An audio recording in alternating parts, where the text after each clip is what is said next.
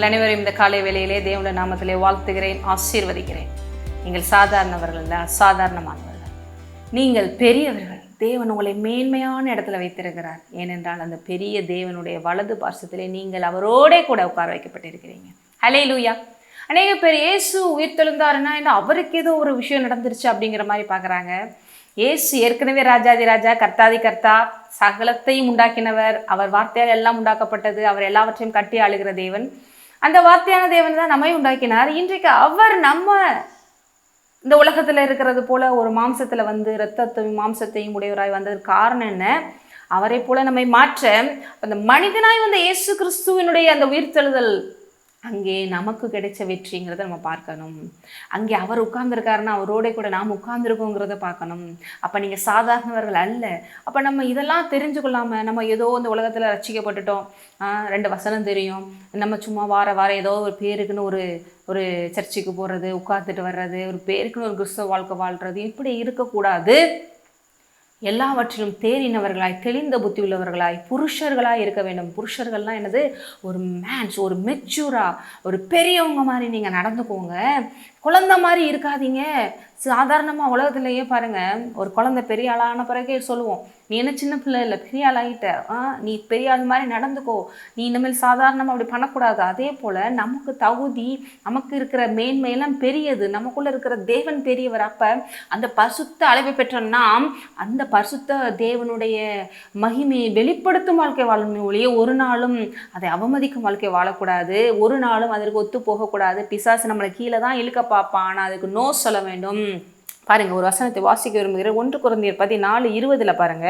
சகோதரரே, நீங்கள் புத்தியிலே குழந்தைகளாய் இராதேயுங்கள். புத்தியிலனா நல்ல தேவனை பற்றிய அறிவில், புத்தி உள்ள விஷயம், தெளிந்த விஷயம், ஞானம், தேவ ஞானம், அவர் நமக்கு செய்த விஷயங்கள், அவருக்குள்ள நம்ம எவ்வளோ ஆசீர்வதிக்கப்பட்டிருக்கிறோம், அந்த அறிவில், அதில் நம்ம குழந்தை போல இருக்கக்கூடாது, ஒன்றும் தெரியாதவங்கள போல இருக்கக்கூடாது.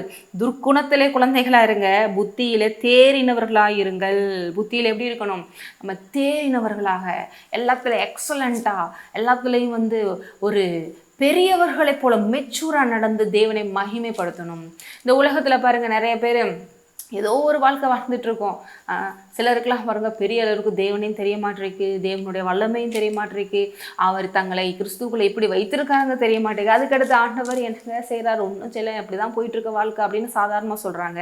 ஏனென்றால் இப்படி தான் அவங்க புத்தியில் போய் குழந்தைகளாக இருக்காங்க. அப்படி இருக்கக்கூடாது. அப்போ இது நம்ம அழகாக நமக்குள்ளே அந்த விஷயங்கள்லாம் மேம்பட நம்ம என்ன பண்ணணும்? விட்டு கொடுக்கணும். ஆவியானவர்களை நிரம்பணும். நம்மளுடைய வரங்களை அனல் மூட்டி எரிய விடணும். டெய்லி தேவனுடைய சமூகத்தில் அவரோட ப்ரெசன்ஸில் உட்காரணும். நிறைய உட்கார்ந்து தேவனுடைய அந்த டைம் ஸ்பெண்ட் பண்ணணும். அவருடைய பேச்சை கேட்கணும், உறவாடணும். அந்நிய பாஷை பேசி உங்களுக்குள்ள அனல் மூட்டி எரிய விடுங்க. ஏன்னா அந்நிய பாஷை பேசிக்கிற நேரம் தேவனுடைய டைரக்டாக பேசுகிறோம், ரகசியங்களை பேசிக்கிறோம், நமக்குள்ள பக்தி விருத்தி உண்டாகிறது, நமக்குள்ள இருக்கிற உள்ளான மனிதன் பலம் அடைகிறான். தேவனுடைய வார்த்தை இப்படி நீங்கள் கேட்குற நேரம் உள்ளான மனிதன் போஷிக்கப்படுறான். இப்படி தேறினவர்களாக இருக்கணும். அப்போ இதுக்கு அகைன்ஸ்ட் அந்த உலகத்தில் நிறைய விஷயங்கள் வருமா? வரத்தான் செய்யும். உங்களை கீழே இழுக்கிறதுக்கு 1000 விஷயங்கள், டெம்ப்டேஷன், மாம்ச சிந்தனைகள் வரத்தான் செய்யும். அதனால தான் நம்ம இந்த வாழ்க்கை எப்படிப்பட்ட வாழ்க்கை என்று வேதம் சொல்லுகிறது. நம்ம ஒரு விசுவாச போராட்டம் போராடுறோம். ஒரு யுத்த வீரனை போல எல்லா போராட்டங்களையும் அணிந்து கொண்டு என்றைக்கும் பிசாசுக்கு எதிர்த்து நின்று ஜெயமடைகிறவர்களா தேவன் நம்மளை அழைக்கிறார். ஒரு வசனத்தை வாசிக்க விரும்புகிறேன். 1 தீமோத்தேயு 6 பாருங்க, 11 நீயோ தேவனுடைய மனுஷனே இவைகளை விட்டோடி, அதாவது பண ஆசை, மாம்ச சிந்தனை, உபச்சாரம், வேசித்தனம், இந்த உலக பிரகாரமான மயக்கம், இது எல்லாத்தையும் விட்டோடி நீ என்ன பண்ணு? நீதியையும் தேவ பக்தியும் விசுவாசத்தையும் அன்பையும் பொறுமையும் சாந்த குணத்தையும் அடையும்படி நாடு. புத்தியிலே தேறணும். எந்த மாதிரி? இப்படி நம்ம மாறணும். எப்படி? நீதியில், தேவ பக்தியில், விசுவாசத்தில், அன்பில், பொறுமையில், சாந்த குணத்தை இன்னும் அடையும்படி, அதிகமாக அதில் மேலோங்கும்படி நாடு. விசுவாசத்தின் நல்ல போராட்டத்தை போராடு, நித்திய ஜீவனை பற்றிக்கொள், அதற்காகவே நீ அழைக்கப்பட்டாய். ஹல்லேலூயா. அடுத்து, அநேக சாட்சிகளுக்கு முன்பாக நல்ல அறிக்கை பண்ணுகிறவனுமாய் இருக்கிறாய்.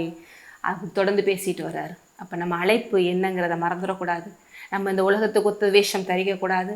நம்ம தேவனுக்குள்ள ஒவ்வொரு நாளும் பரிசுத்தத்தின் மேல் பரிசுத்தத்தில் அடையும்படி தேவன் நமக்கு உதவி செய்கிறார். அதில் நீங்கள் கோஆப்ரேட் பண்ணுங்கள்.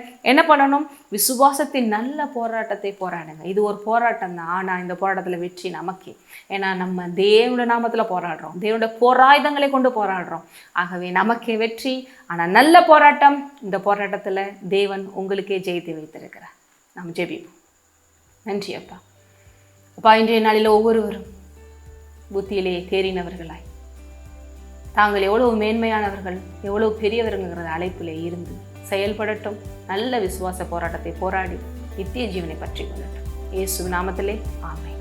நீங்கள் ஆசீர்வதிக்கப்பட்ட